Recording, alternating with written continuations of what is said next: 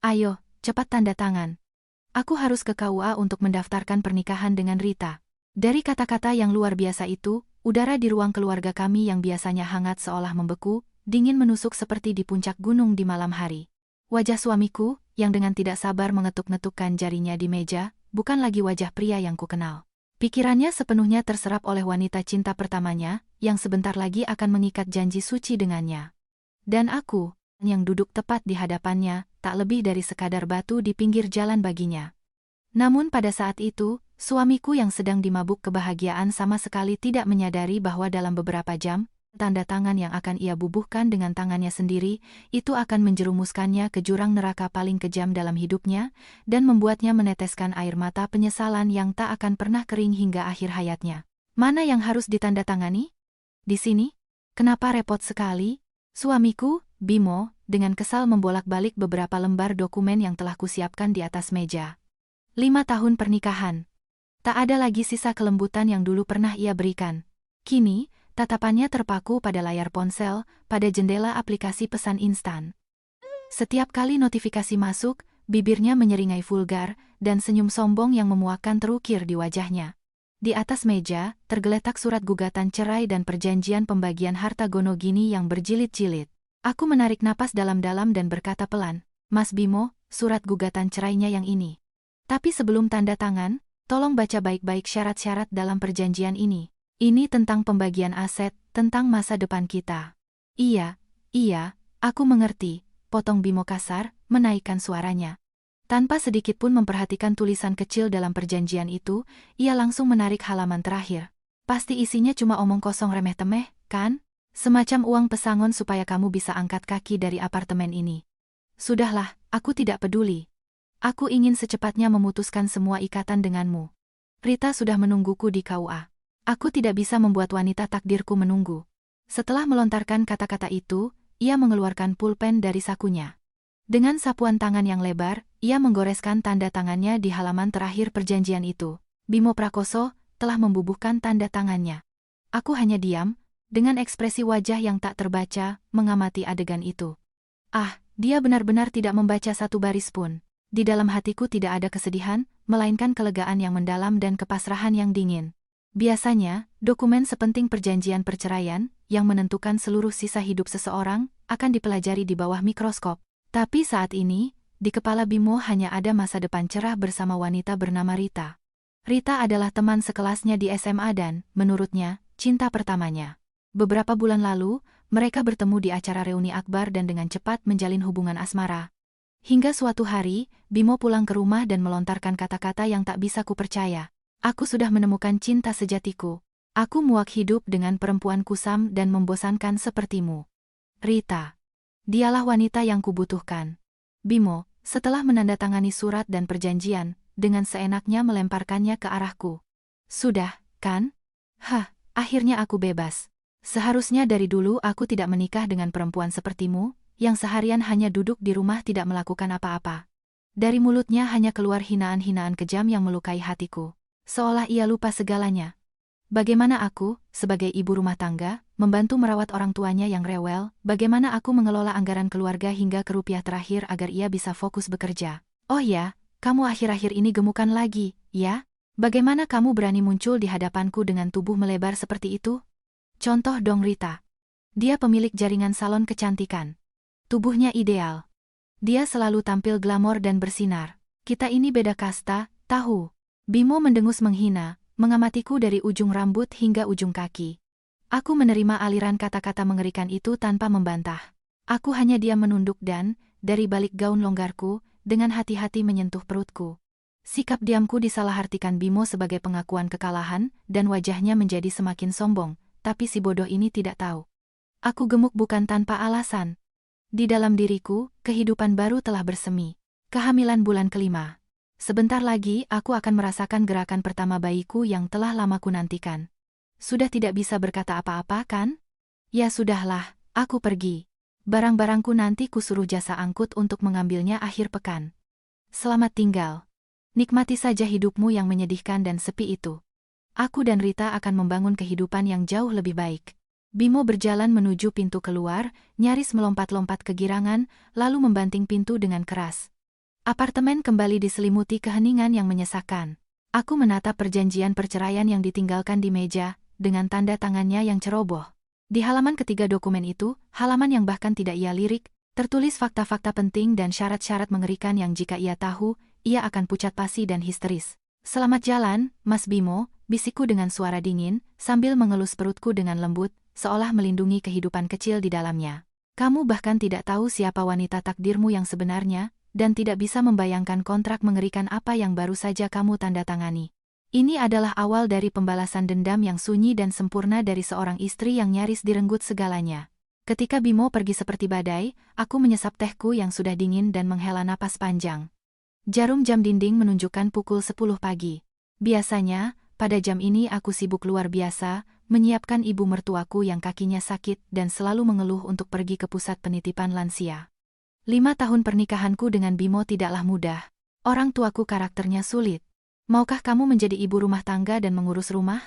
Aku akan menjagamu seumur hidupku," katanya di awal pernikahan kami sambil memelukku. Aku percaya pada kata-kata manisnya dan berhenti dari pekerjaan yang kucintai selama bertahun-tahun. Namun, yang menantiku hanyalah omelan tiada henti dari mertua dan rutinitas rumah tangga yang tak berkesudahan. "Maya, soto ini kok encer sekali? Kamu mau meracuni anakku dengan masakan seperti ini?" "Hei, sepatuku belum disemir. Seharian di rumah malas-malasan, kerja begini saja tidak bisa?" Setiap hari aku mendengar cercaan tidak adil dari orang tuanya.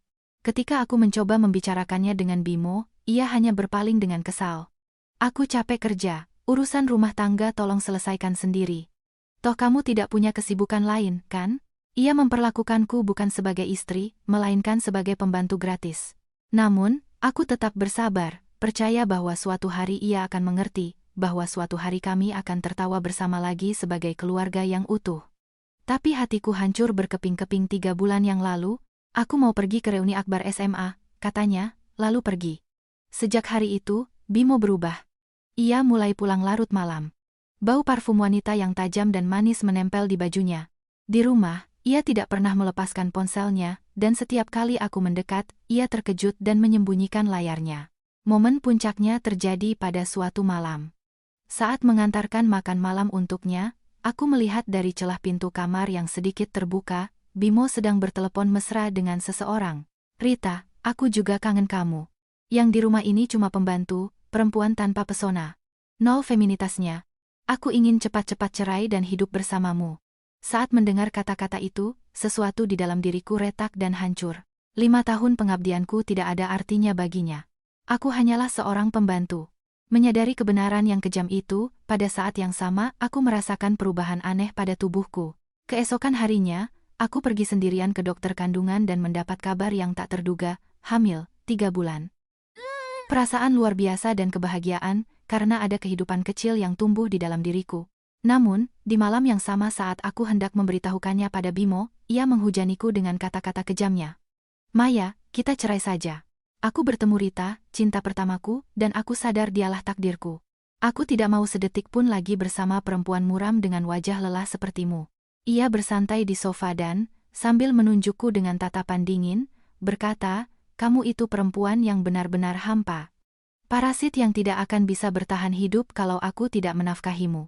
Sekarang aku akan hidup dengan wanita mandiri dan memesona seperti Rita, jadi enyahlah dari sini." Ketika ia menghinaku dengan kata-kata mengerikan itu, aku tidak membantah. Aku hanya menatapnya dalam diam, menyimpan keheningan yang mencekam. Saat itulah aku memutuskan, si bodoh ini tidak pantas tahu tentang anak di dalam kandunganku. Anak ini akan kulindungi sendiri, apapun risikonya.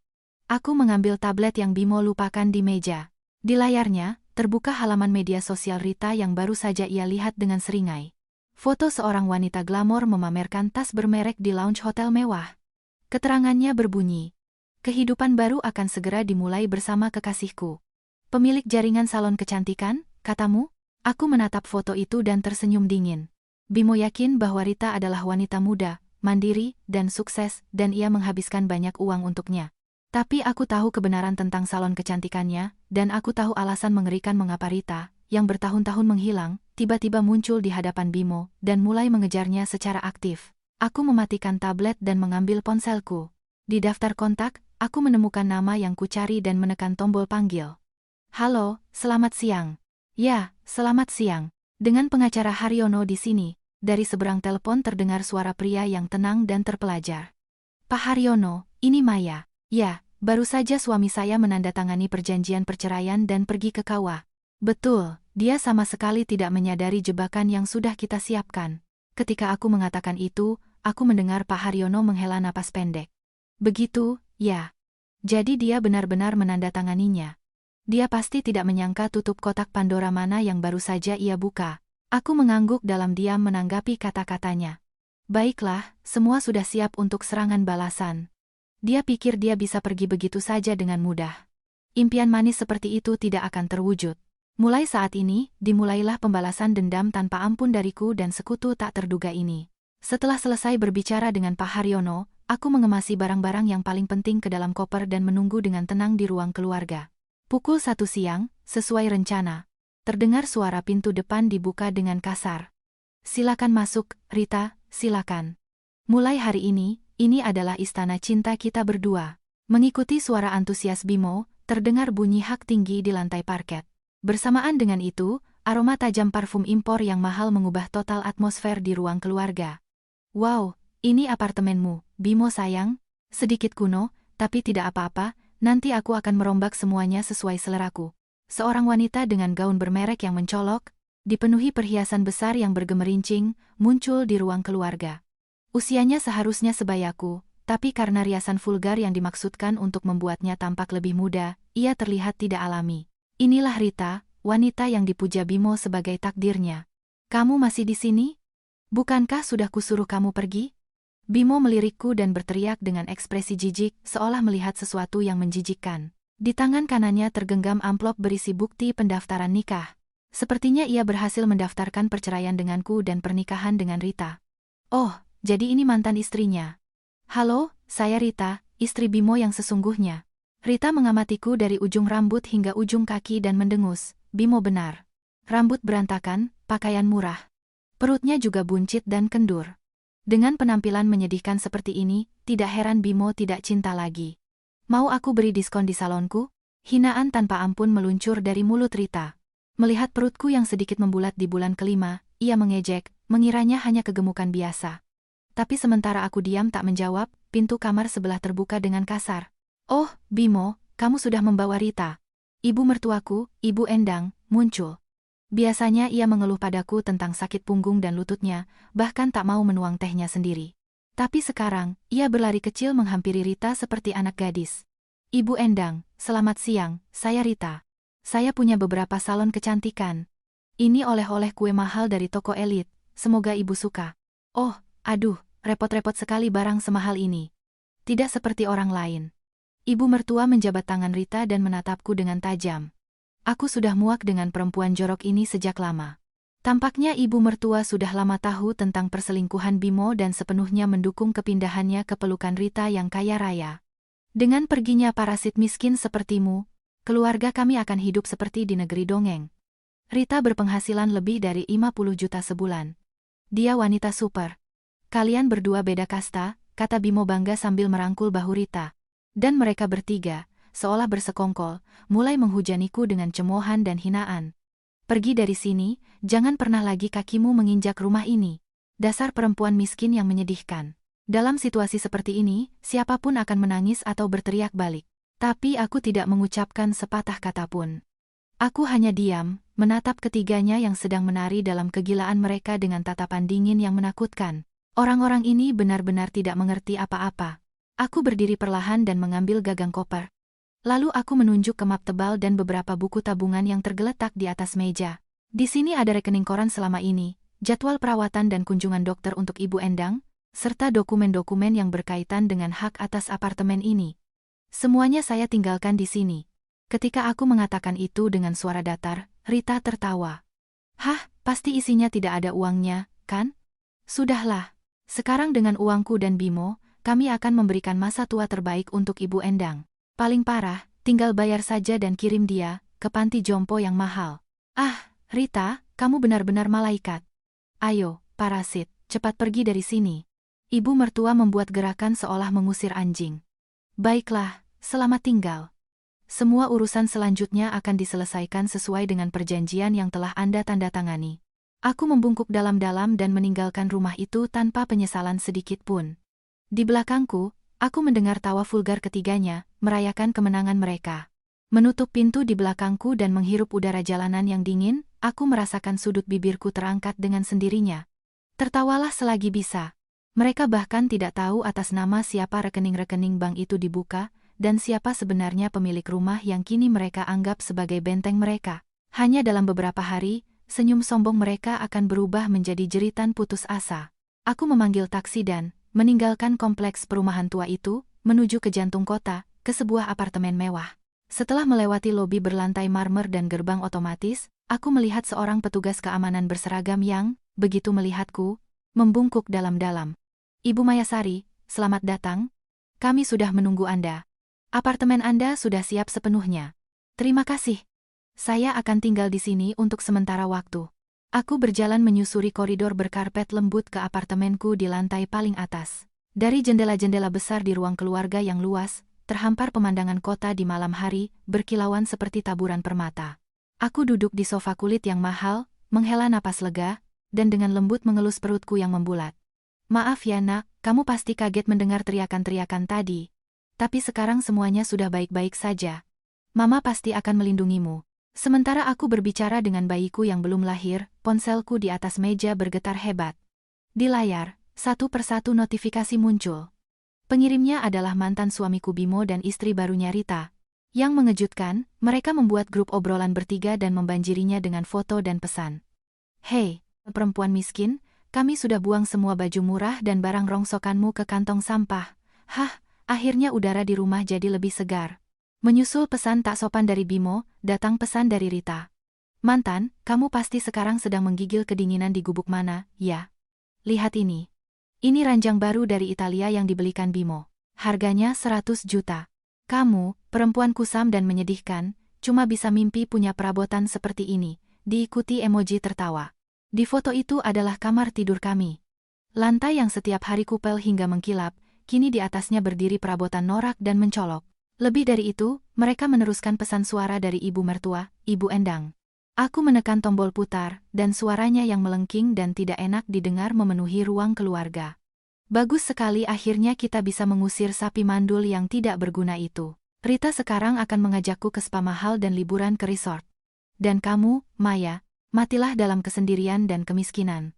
Jangan harap tunjangan, sepeser pun tidak akan kami berikan, sapi mandul. Aku menatap perutku dan menunduk dalam diam.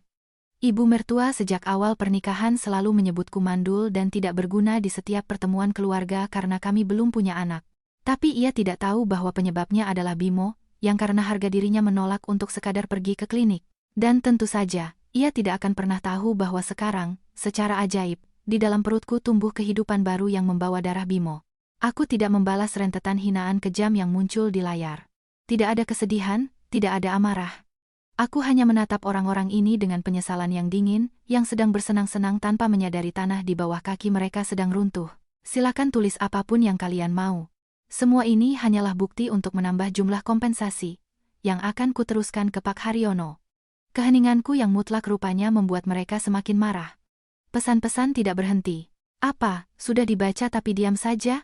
Tidak bisa berkata apa-apa, ya? Sepertinya pihak yang kalah bahkan tidak bisa menggonggong. Menyedihkan sekali kamu.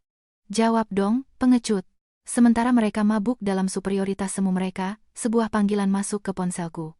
Di layar, bukan nama pengacara, melainkan orang lain yang tak terduga. Ya, halo. Maya di sini. Oh, Maya, kamu sudah sampai di apartemen? Di seberang telepon terdengar suara seorang pria tua, berwibawa namun dengan nada hangat dalam suaranya yang tegas. Itu adalah Pak Suryo Wijoyo, pemegang saham utama dan mantan ketua Dewan Direksi PT Nusantara Jaya Propertindo, tempat Bimo bekerja. Atas perintahnya lah aku sekarang berada di apartemen mewah ini. Iya, Pak Suryo. Terima kasih banyak atas segalanya. Ah, jangan sungkan. Aku berutang banyak pada almarhum ayahmu.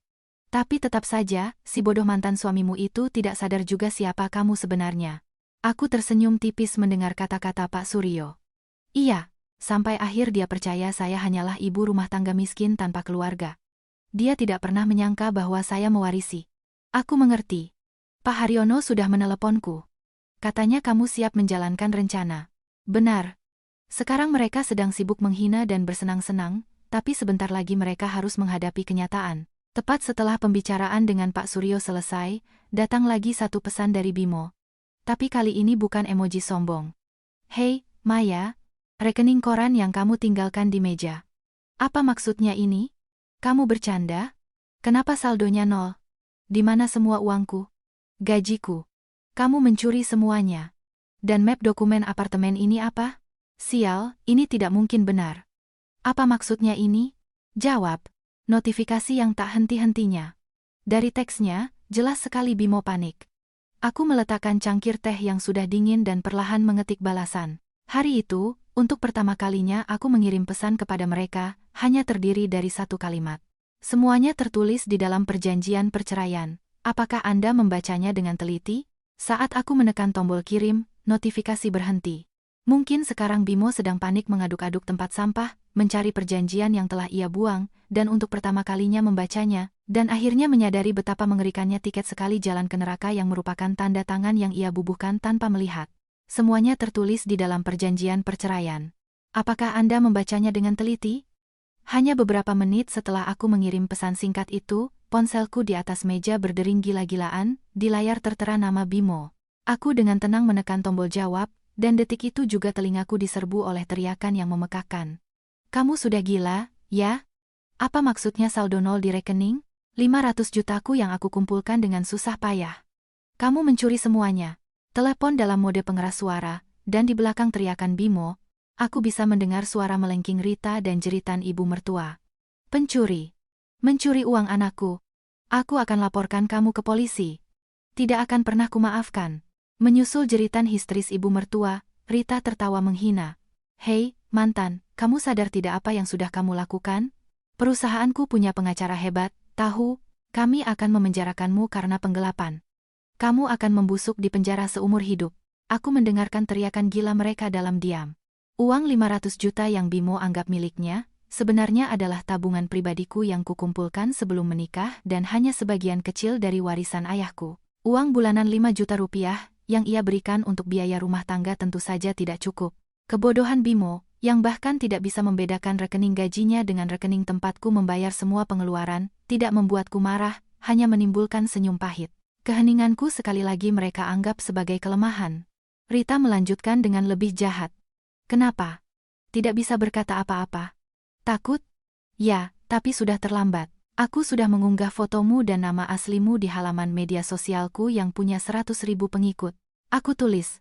Waspada, pencuri. Mantan istri suamiku mencuri semua tabungan kami.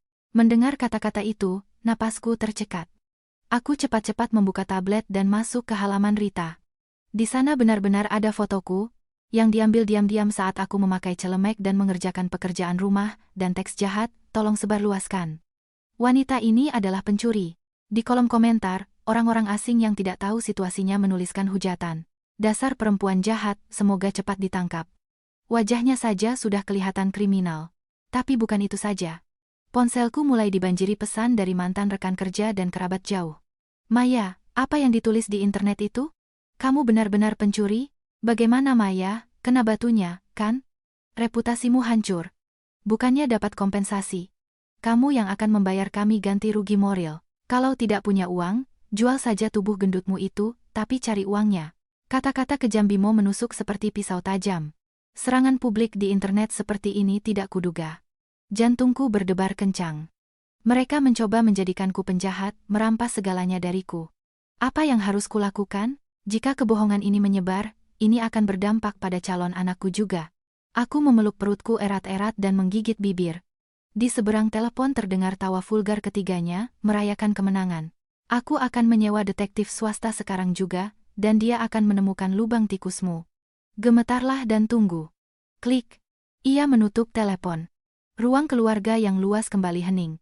Api di dunia maya berkobar dengan kecepatan luar biasa. Pengejaran tanpa henti dari mantan suami. Aku merasa kakiku lemas dan aku jatuh ke sofa. Namun, tepat di saat aku berada di ambang keputusasaan, ding-dong. Di tengah keheningan apartemen mewah, terdengar suara interkom. Siapa itu? Seharusnya tidak ada yang datang menemuiku. Dengan waspada, aku mendekati monitor, dan mataku terbelalak kaget. Apa? Kenapa Anda di sini? Aku bergegas membuka pintu.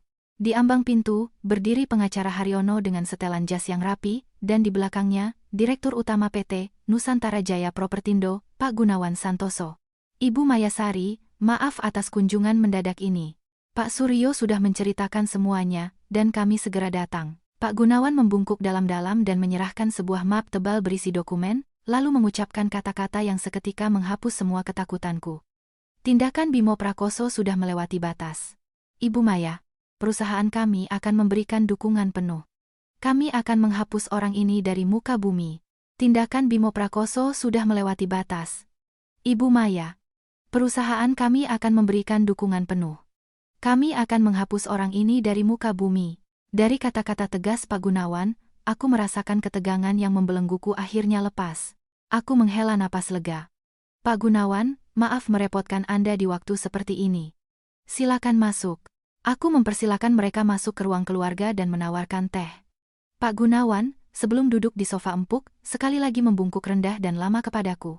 Ibu Maya, almarhum ayah Anda, pendiri kami, meminta saya untuk menjaga Anda, dan karyawan kami, Bimo, melakukan tindakan serendah ini.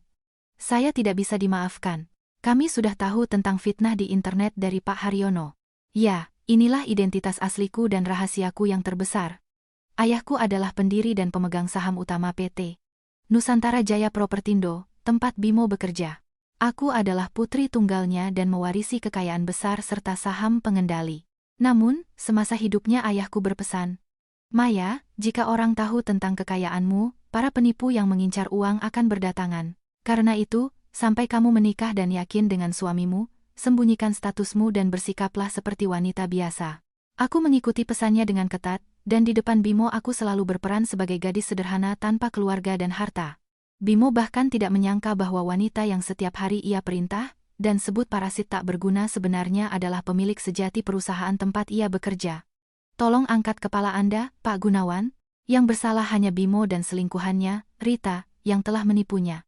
Sekarang mereka melihat rekening koran yang saya tinggalkan dan berteriak bahwa saya mencuri uangnya, serta memfitnah saya di internet.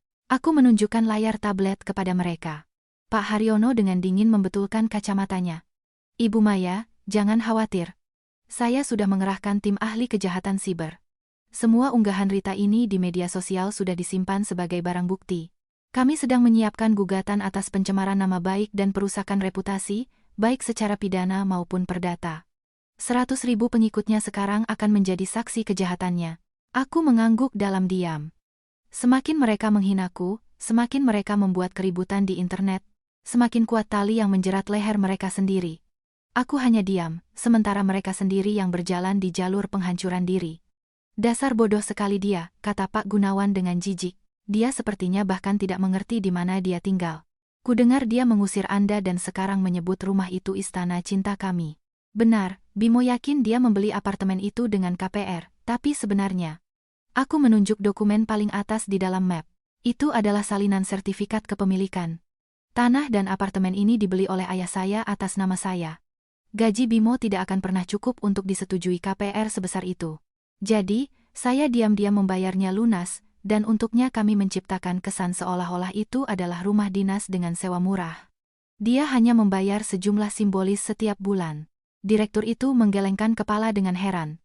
Jadi, dia secara ilegal menempati properti milik orang lain. Lebih dari itu, properti milik pemilik perusahaan, mengusir pemilik aslinya dan membawa selingkuhan ke sana. Ini tidak bisa dibiarkan.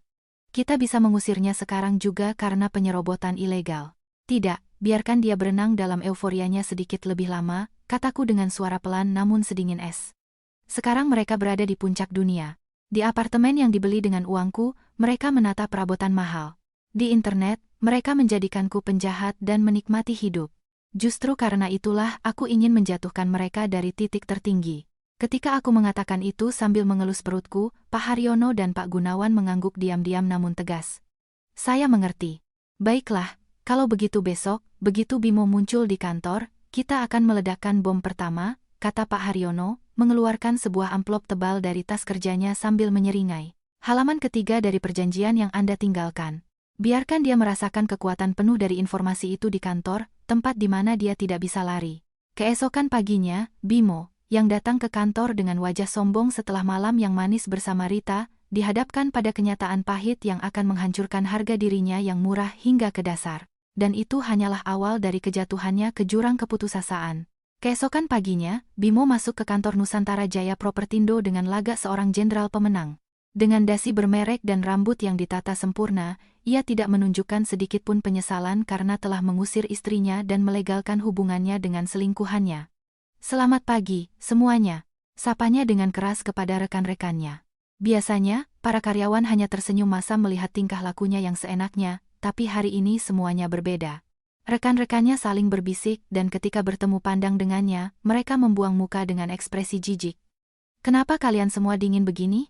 Oh ya, ngomong-ngomong, kemarin aku menikah dengan cinta pertamaku waktu SMA. Dia pengusaha sukses, Rita. Jauh beda dengan mantanku yang kusam dan muram, Maya." Bimo, tanpa ditanya, mulai menyombongkan diri di seluruh kantor. "Dan si Maya, mantan yang tidak berguna itu, dia mencuri uangku dan kabur." "Pencuri?" Rita sudah membongkarnya di media sosial, jadi hidupnya tamat. Mungkin sekarang dia sedang menangis di bawah jembatan. Hahaha. Tawa vulgar Bimo menggema di kantor yang sepi. Tapi detik berikutnya, "Prakoso, bisakah Anda menjaga ucapan Anda?" Di belakangnya terdengar suara rendah dan berwibawa. Bimo berbalik dengan kaget.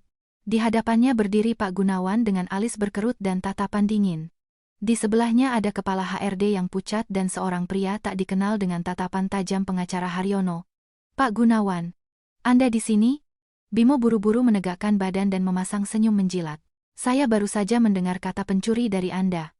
"Siapa yang Anda maksud?" "Ah, itu. Saya sedang membicarakan mantan istri saya yang baru saja saya ceraikan kemarin. Dia membawa lari uang tabungan saya. Wanita materialistis. Pak Gunawan, hati-hati dengan parasit seperti itu." Bimo mencoba menjilat atasan, terus menghinaku, tapi wajah direktur itu mulai memerah karena marah. "Diam, tidakkah kamu malu, bodoh?" Teriakan direktur membuat seluruh kantor terkejut.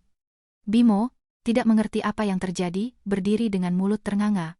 "Bimo Prakoso, mulai saat ini Anda diskors dari pekerjaan selama seminggu." "Apa? Diskors? Kenapa?" "Pak Gunawan, kinerja saya terbaik di divisi ini, dan saya baru saja akan merencanakan bulan madu dengan Rita." "Kinerja? Pernahkah kamu berpikir kenapa semua kontrak besarmu bisa berhasil dengan begitu mudah?" Bimo memiringkan kepala dengan bingung. "Yah, karena saya negosiator yang hebat." "Bukan. Semua itu karena Ibu Mayasari, putri pendiri kita, di belakangmu melakukan negosiasi dan membuat kesepakatan dengan para klien. Aku sudah tidak tahan melihat pecundang sepertimu, yang bahkan tidak tahu siapa istrinya, mengklaim semua jasa." "Apa? Maya? Putri pendiri? Pendiri perusahaan?" Wajah Bimo seketika pucat, otaknya menolak untuk memproses informasi. Saat itu, Pak Haryono maju dan mengeluarkan dokumen dari tasnya. Itu adalah perjanjian perceraian yang sama yang ditandatangani Bimo kemarin tanpa membaca. "Bimo Prakoso, saya di sini untuk menjelaskan isi pasal 16 dari perjanjian Anda yang berkaitan dengan perselingkuhan dan penghinaan martabat manusia." Pak Haryono membacakan teks itu dengan suara hakim yang menjatuhkan vonis mati. "Dalam hal perceraian disebabkan oleh perselingkuhan suami, dan jika selama masa pernikahan terdapat tindakan penghinaan yang merendahkan martabat istri, maka suami berkewajiban untuk menyerahkan seluruh gaji dan bonusnya secara penuh kepada istri selama 20 tahun ke depan." "Apa? Secara penuh? Apa yang Anda katakan? Itu ilegal. Sangat legal. Ini adalah kontrak yang Anda tandatangani secara sukarela. Terlebih lagi, disahkan di hadapan notaris. Klausul ini mulai berlaku saat Anda mendaftarkan pernikahan dengan Rita kemarin." Pengacara itu mendekatinya dan berbisik, "Artinya, selama 20 tahun ke depan, Anda akan bekerja di perusahaan ini, tetapi tidak akan menerima sepeser pun uang tunai. Semuanya akan ditransfer langsung ke rekening Ibu Mayasari. Oh ya, pasal 17 juga menetapkan denda sebesar 100 juta rupiah untuk setiap kasus pencemaran nama baik di internet." Lutut Bimo gemetar. Dari rekan-rekannya terdengar bisikan. "Rasakan. Sombong sekali dia selama ini. Ini penipuan. Aku tidak membacanya. Maya menipuku. Anda tidak membacanya, itu masalah Anda." "Nah, Pak Direktur, selama dia diskors, mari kita lakukan audit menyeluruh atas pengeluarannya yang menggunakan dana perusahaan." "Ya, tentu saja." Pak Haryono. Prakoso, mejamu tidak ada lagi di sini. Pergi dan pikirkan baik-baik dengan kepala kosongmu itu apa yang telah kamu perbuat. Bimo bahkan tidak diberi kesempatan untuk mengemasi barang-barangnya. Petugas keamanan memegang lengannya dan mengeluarkannya dari kantor. Ia jatuh tersungkur di lobi. Dan saat itu, ponselnya berdering. Di layar tertera nama Rita. Selamatkan aku, Rita. Aku dalam masalah besar. Dengan pikiran itu, ia menjawab panggilan, tapi bukannya suara manis Rita, yang terdengar adalah jeritan putus asa. Bimo, apa yang terjadi?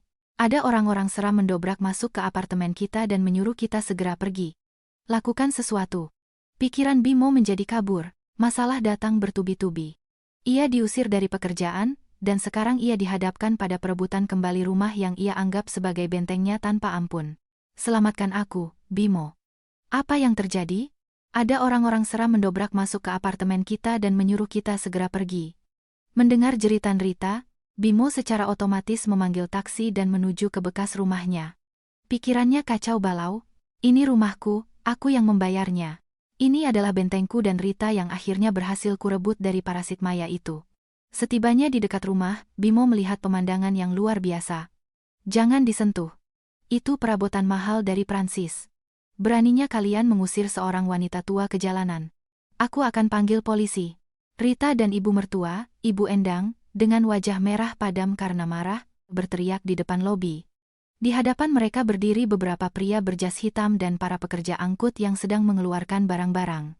Bimo melompat keluar dari taksi dan berlari ke arah mereka. Hei, apa yang kalian lakukan? Aku tinggal di sini. Aku Bimo Prakoso. Aku akan menuntut kalian karena masuk tanpa izin. Dari kerumunan pria itu, seorang pria yang lebih tua keluar dan dengan tenang mendekatinya. Bimo Prakoso, saya kira. Silakan menuntut jika Anda mau, tapi pertama-tama bacalah dokumen ini. Ia menyerahkan surat pemberitahuan pengakhiran sewa. Tanah ini milik almarhum ayah Ibu Mayasari, dan apartemen ini dibangun dengan dana pribadinya. Anda tinggal di sini dengan harga sewa yang disubsidi dengan kedok rumah dinas perusahaan. Kemarin, dengan menceraikan Ibu Mayasari dan menandatangani perjanjian yang di dalamnya terdapat klausul pengosongan segera jika pernikahan berakhir, Anda kehilangan semua hak untuk tinggal di apartemen ini. Apa? Klausul apa lagi? Aku tidak tahu. Aku tidak menandatanganinya dengan niat seperti itu. Niat Anda tidak relevan. Secara hukum, Anda sekarang adalah penghuni ilegal di properti milik orang lain. Ibu Mayasari memberikan instruksi yang jelas untuk tidak mengizinkan Anda tinggal bersama dengan selingkuhan Anda, tolong segera kosongkan tempat ini. Mendengar kata-kata dingin itu, Bimo jatuh berlutut. Ia kehilangan gaji, dan sekarang tempat tinggal. Kesadaran bahwa istri yang ia anggap sebagai ibu rumah tangga tak berdaya ternyata memegang kendali atas rumah dan gajinya menghancurkan harga dirinya. Bimo, lakukan sesuatu. Aku tidak tahan dipermalukan di jalanan seperti ini. Rita mengguncang-guncang lengannya. Gerakan kasarnya membuat tas bermereknya jatuh dan isinya tumpah. Tapi isinya bukan kosmetik dan perhiasan, melainkan tumpukan surat tagihan utang dan peringatan dari debt collector. Rita, apa ini? Tanya Bimo terperangah sambil memungut kertas-kertas itu. Di sana tertulis bahwa salon kecantikannya berada di ambang kebangkrutan dengan utang yang sangat besar, dan ia sendiri telah mengambil pinjaman dari beberapa pinjaman online ilegal. Pengusaha sukses? Penghasilan 50 juta sebulan? Semuanya bohong. Diam. Ini hanya masalah sementara. Kamu kan sudah janji akan membantuku. Janji akan menikahiku, melunasi semua utangku, dan kita akan hidup mewah. Kata-kata Rita membuat kepala Bimo berkunang-kunang. Ia sadar bahwa Rita mendekatinya bukan karena takdir, tapi hanya mencari sponsor. Aku nyaris dipecat, dan seluruh gajiku diambil oleh Maya. Aku tidak punya uang sepeser pun. Apa? Bukankah kamu manajer top yang menjanjikan di perusahaan besar? Cih, pecundang. Laki-laki yang kalah dari perempuan kusam. Aku tidak butuh kamu. Suara manisnya lenyap. Dengan wajah murka, ia merebut surat utang dari tangan Bimo, mendorongnya, dan pergi. Tunggu, Rita, bagaimana dengan masa tuaku? Kamu janji akan membawaku ke resort dan spa. Ibu mertua memegang ujung gaunnya, tapi Rita dengan dingin menepisnya. Lepaskan, nenek tua. Siapa yang mau merawatmu, mau dirawat? Pergi sana merangkak, minta ampun pada menantu bodohmu yang dulu. Setelah mengucapkan kata-kata itu, Rita, dengan bunyi hak sepatunya, menghilang di telan malam. Yang tersisa hanyalah Bimo dan ibunya, berdiri di tengah tumpukan barang. Hanya beberapa jam yang lalu mereka tertawa, membayangkan kehidupan surga setelah mengusir Maya, dan sekarang mereka menjadi tunawisma tanpa sepeser uang pun. Saat itu, sebuah pesan masuk ke ponsel Bimo. Itu adalah pesan terakhir dariku. Bimo, Ibu Endang, sudah menemukan tempat untuk menginap? Oh ya, lupa memberitahu. Pengacaraku sudah menghubungi para penagih utang Rita.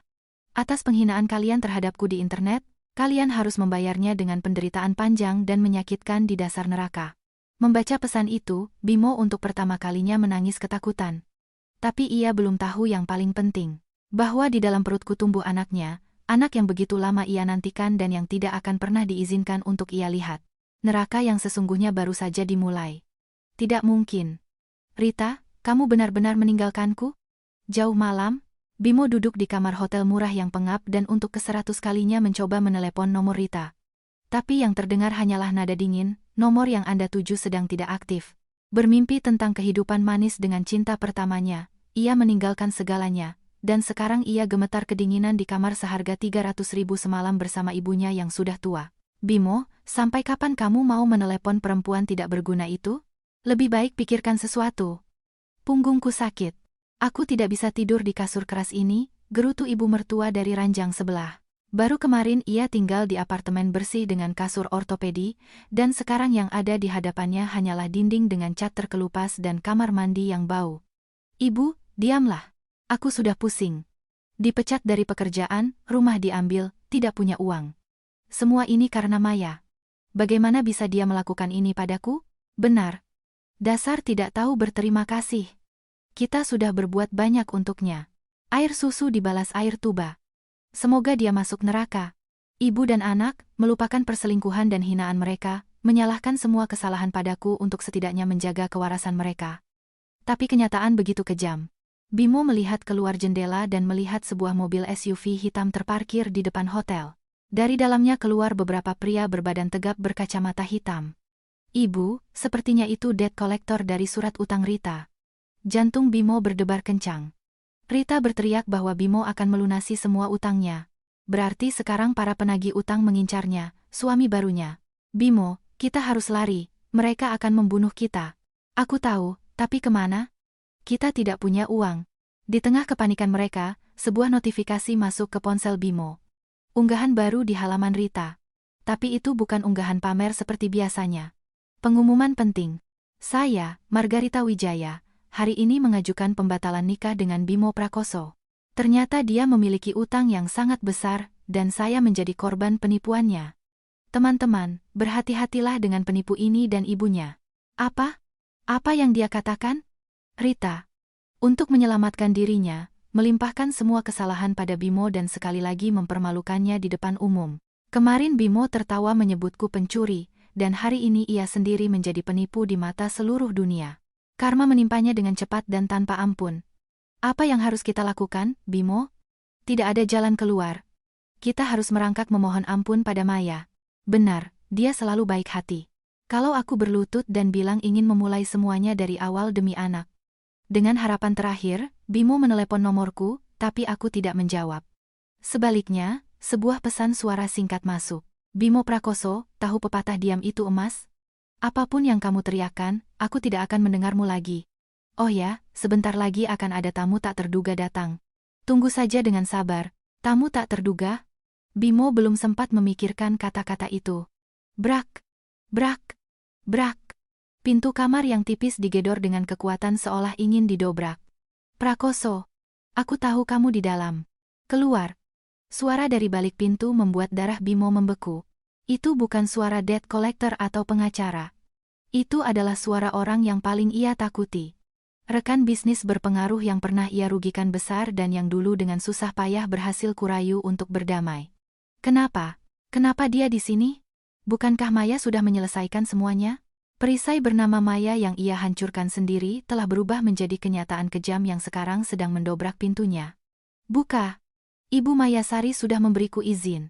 Utangmu padaku begitu besar sehingga kamu akan bekerja sampai mati untuk membayarnya. Bimo, dengan tubuh gemetar, mencoba membuka jendela yang macet. Jeritan ibunya yang pingsan karena ketakutan sudah tidak terdengar lagi di telinganya. Sementara itu, di apartemenku yang tenang di pusat Jakarta, aku mendengarkan musik klasik sambil minum teh herbal hangat. Di layar tablet, siaran langsung dari kamera pengawas di koridor hotel ditampilkan. Yah, malam baru saja dimulai, Bimo.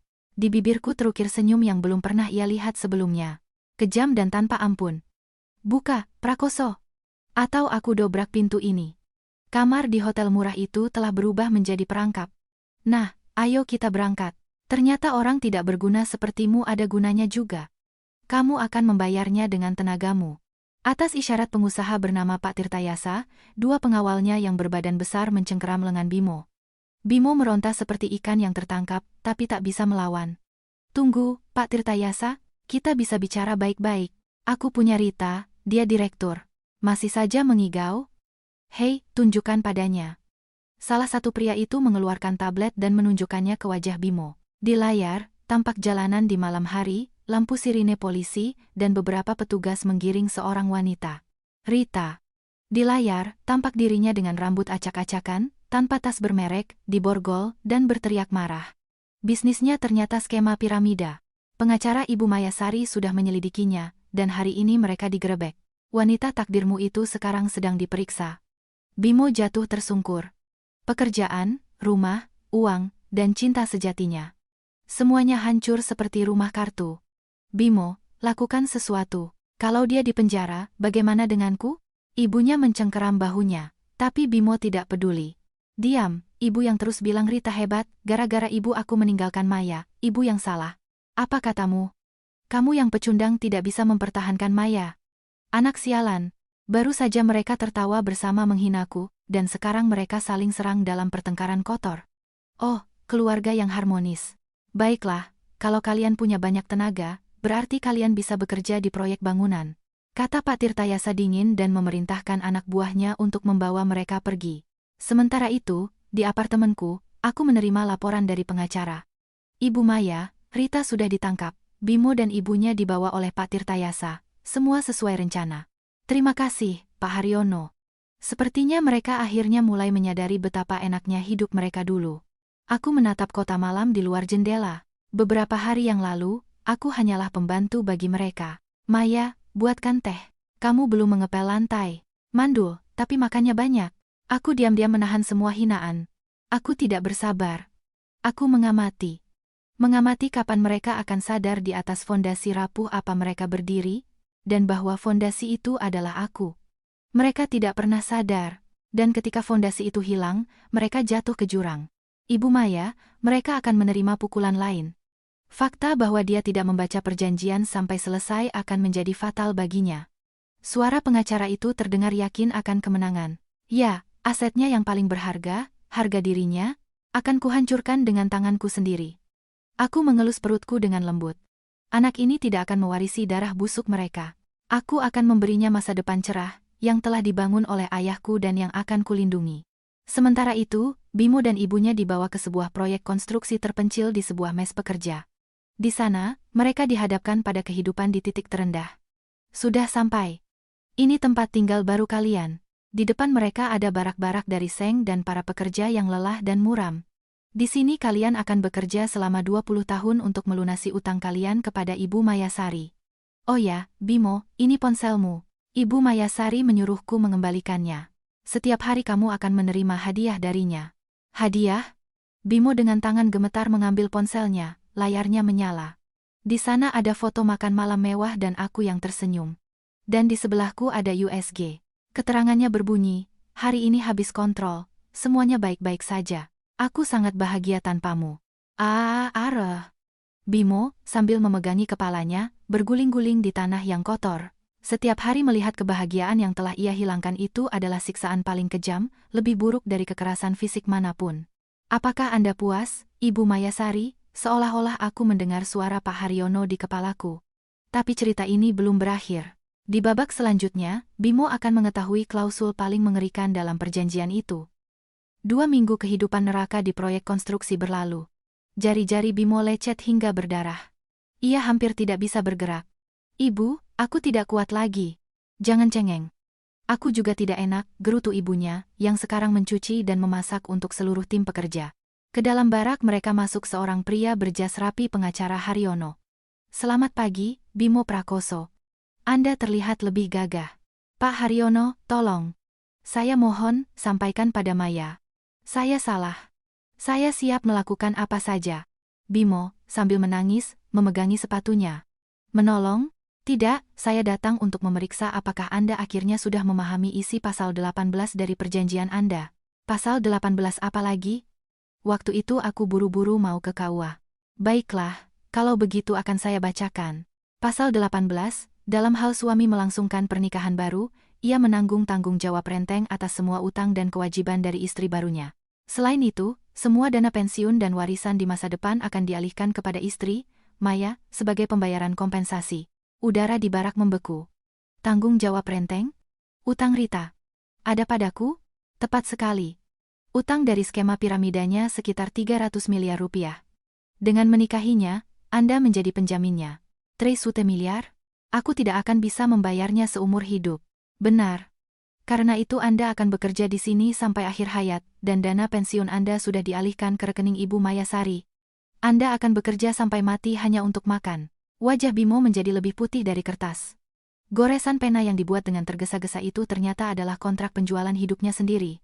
Ibu Endang, ini juga berlaku untuk Anda, tambah pengacara itu. Warisan Anda, rumah orang tua Anda, juga akan dialihkan kepada Ibu Mayasari. Anak Anda telah merampas bahkan kuburan Anda. Arg, Bimo, apa yang sudah kamu lakukan, anak durhaka? Ibunya menyerangnya, dan mereka berguling-guling di lantai yang kotor. Pengacara itu mendekatkan ponsel ke wajah Bimo. Di layar, dalam mode panggilan video, ada aku di apartemenku yang cerah. Maya, tolong. 300 miliar. Aku bisa mati. Aku diam-diam mengelus perutku, yang semakin besar. Bimo, suaraku pelan, tapi dingin seperti es. Ketika kamu menyebutku perempuan hampa, aku berterima kasih padamu. Aku sadar akhirnya aku bisa tanpa penyesalan mendorongmu ke neraka. Dan sampaikan pada ibumu, aku tidak mandul. Aku hanya tidak menganggapmu layak menjadi seorang ayah. Dan sekarang, di dalam diriku tumbuh kehidupan baru yang akan kucintai dan kulindungi. Anak. Anakku? Di mata Bimo terbersit harapan. Bukan. Ini anakku. Di akta kelahirannya tidak akan ada namamu, seorang penjahat. Selamat tinggal, Bimo Prakoso. Sampai akhir hayatmu, bayarlah semua penghinaanmu. Panggilan terputus. Bimo jatuh lemas ke lantai. Nah, istirahat selesai. Kembali bekerja. Seorang pengawas dari Pak Tirtayasa menendang punggungnya tanpa ampun. Bimo, dengan mata kosong, mengambil sekop yang berat, tapi ini pun bukan akhir. Pengucilan sosial menanti mereka. Beberapa waktu kemudian, Bimo diizinkan meninggalkan proyek sebentar untuk menghadiri acara tahlilan seorang kerabat jauh. Ia berharap sesepuh keluarga, Pak Dewi Bowo, bisa memengaruhiku. Masuk ke aula restoran tempat seluruh keluarga berkumpul, ia langsung berlutut di hadapan Pak D. Pak D, tolong. Maya sudah gila. Dia menawanku, membebaniku utang 300 miliar. Tapi bukannya simpati, yang ia dengar adalah tawa dingin. Kamu masih belum sadar posisimu, Bimo? Tanya Pak Dewi Bowo dengan tegas. Kami semua melihat bagaimana kamu berselingkuh, bagaimana kamu memfitnah Maya di internet. Seharusnya kamu malu. Kalau bukan karena ayahnya, keluargamu sudah lama bangkrut. Pendidikanmu, kehidupan mewah ibumu, semuanya dibiayai olehnya. Dan Maya, tanpa berkata apa-apa, selama 5 tahun bersabar dengan orang sepertimu. Dari semua sisi, cemoohan berdatangan. Beraninya kamu muncul di sini, aib keluarga. Kami memutuskan untuk mencoret kalian dari silsilah keluarga. Di layar besar di aula, muncul gambarku. Aku mengenakan gaun yang indah dengan wajah damai. Para kerabat yang terhormat, terima kasih telah berkumpul. Suaraku penuh wibawa. Kamu menggangguku di sini juga? Kalian sendiri yang menjerumuskan diri, Bimo. Dan sekarang, lihatlah. Di layar muncul video Bimo bersama Rita di restoran, menghinaku. Rekaman di rumah, di mana ia meneriakiku mandul. Para kerabat berbalik dengan ngeri. Dan kalian masih berpikir aku yang gila? Bimo tidak bisa berkata apa-apa. Ini barang-barang kalian. Pak Dewi Bowo melemparkan ransel usang ke kaki mereka. Uang dan tempat tinggal tidak akan kalian dapatkan dari keluarga ini. Kembalilah pada Pak Tirtayasa. Utang kalian masih sangat besar. Anak buah Pak Tirtayasa menangkap mereka dan menyeret mereka keluar di bawah tatapan menghina dan ludahan dari para kerabat. Sebelum ia didorong masuk ke dalam mobil, pandangan kami bertemu di layar. Aku menatapnya dengan kasihan sesaat, lalu memutus panggilan. Di mataku, ia bukan lagi suami, melainkan hanya seorang debitur tanpa wajah. Dan inilah adegan terakhir. Bimo, kotor dan hancur, dibawa ke sebuah kantor mewah. Di meja duduk Direktur Gunawan, Pak Tirtayasa, dan Pak Dewi Bowo. Saya hanya ingin kembali ke kehidupan normal, bisik Bimo. Kehidupan normal, cibir Direktur. Kehidupan normalmu dibangun di atas pengorbanan Maya dan uang ayahnya. Kamu sendiri yang menghancurkannya. Maya, di mana Maya? Ibunya mulai meratap. Dia baik hati, dia akan memaafkan jika aku memintanya. Pintu terbuka, dan aku masuk, bersinar dalam gaun sutra mahal yang menonjolkan perutku yang sudah besar. Tidak ada sisa dari tikus kusam yang dulu. Maya, tolong. Bimo berlari ke arahku, tapi ditangkap oleh petugas keamanan. Jangan sentuh aku, kotoran, kataku tanpa emosi. Ingat kamu bilang kita dari dunia yang berbeda, kamu benar. Sekarang di antara kita ada jurang pemisah. Pak Haryono melemparkan sebuah foto di hadapannya.